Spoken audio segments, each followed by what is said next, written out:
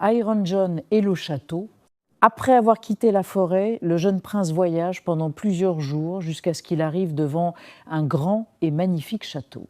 Le château appartient à un roi puissant qui cherche des hommes courageux pour protéger son royaume.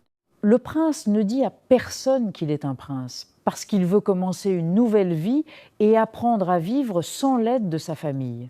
Il demande un travail au roi et le roi lui permet de travailler dans les cuisines du château. Au début, les autres travailleurs ne le respectent pas parce qu'ils pensent qu'il est seulement un jeune homme pauvre et simple. Cependant, le prince travaille beaucoup chaque jour et ne se plaint jamais de sa situation difficile. Il ne le dit pas parce qu'il veut commencer une nouvelle vie et apprendre à vivre sans l'aide de sa famille. Après quelque temps, le prince devient soldat et commence à travailler pour le château. Un jour, le royaume est en danger parce qu'une armée ennemie arrive pour attaquer le château. Le roi a besoin de soldats pour défendre son royaume, mais il n'y a pas assez d'hommes pour combattre. Le jeune prince demande secrètement de l'aide à Jean de Fer. Jean de Fer lui donne un beau cheval, une armure solide et une armée puissante.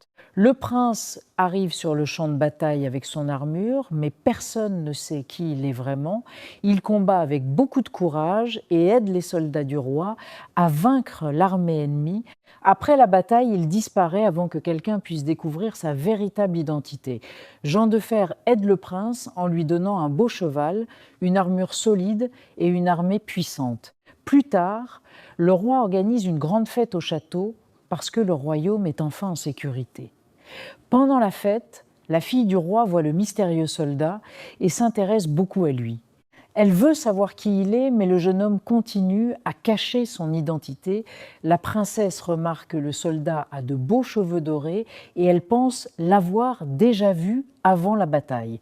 Elle comprend qu'il est probablement l'homme courageux qui a sauvé le royaume. Finalement, le prince décide qu'il est temps de dire la vérité sur son passé. Il explique qu'il est en réalité un prince et qu'il a quitté le royaume de son père plusieurs années auparavant. Le roi est surpris, mais il est aussi très heureux parce que le jeune homme est courageux, honnête et gentil. C'est la fille du roi, la princesse, qui découvre que le mystérieux soldat est en réalité un prince.